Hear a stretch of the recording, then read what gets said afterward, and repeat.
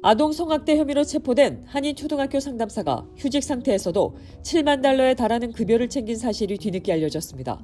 뉴욕 포스트에 따르면 북가주 세크라멘토의 찰스벅 초등학교 상담사 36살 김원영 씨는 성범죄 혐의로 휴직 처리가 된 이후에도 샌후안 통합교육구 직원 자격을 그대로 유지하며 급여를 받아왔습니다. 교육구 측은 구체적인 내용을 밝히지 않은 채 사안이 끝나면 법과 규정에 따라 조치하겠다는 입장만 내놨습니다.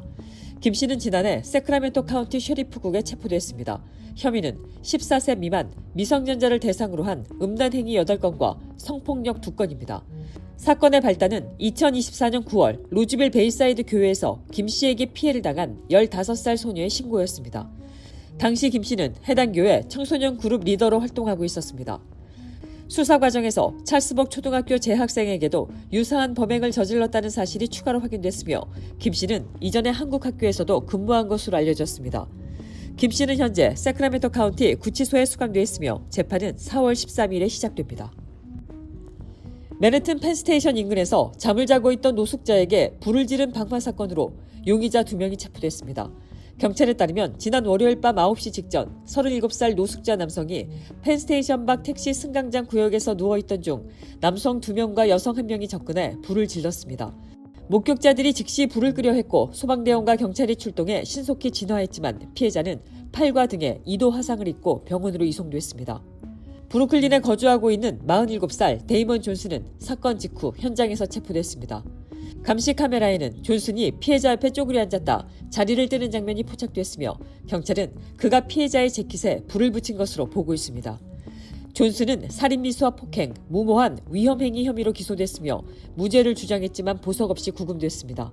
존슨은 1995년 이후 131건의 전과가 있으며 2018년 강도 사건으로 현재 가석방 중이었습니다.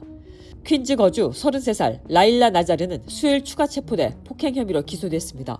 나자르는 5건의 전과가 있으며 경찰은 수사를 계속하고 있습니다. 공화당 강세 지역인 텍사스에서 민주당이 연방 상원 후보를 먼저 확정해 주목을 받고 있습니다. AP통신에 따르면 3일 텍사스 민주당 상원 예비선거에서 제임스 탈라리코 텍사스주 하원의원이 50% 이상을 득표해 제스민 크로켓 연방 하원의원을 누르고 단일 후보로 선출됐습니다. 반면 공화당에서는 존 코닌 현 연방 상원의원과 켄 팩스턴 텍사스 법무장관이 모두 과반 득표에 실패해 오는 5월 26일 결선 투표를 치러야 합니다. 탈라리코 후보가 히스패닉과 중도층 지지를 확보하고 있다는 평가가 나오면서 이변 가능성도 거론됩니다. 텍사스는 1994년 이후 32년 동안 상원의원과 주지사 등 주 전체 선거에서 민주당이 단 한 번도 승리하지 못한 공화당의 대표적인 텃밭입니다. 비행기 안에서 헤드폰 없이 동영상이나 음악을 틀었다 비행기에서 쫓겨날 수도 있게 됐습니다. 유나이티드 항공이 지난 금요일 운송 약관에 새 규정을 추가했습니다. 기내에서 음악이나 동영상 등 소리가 나는 컨텐츠를 이용할 때 반드시 헤드폰을 착용해야 한다는 내용입니다.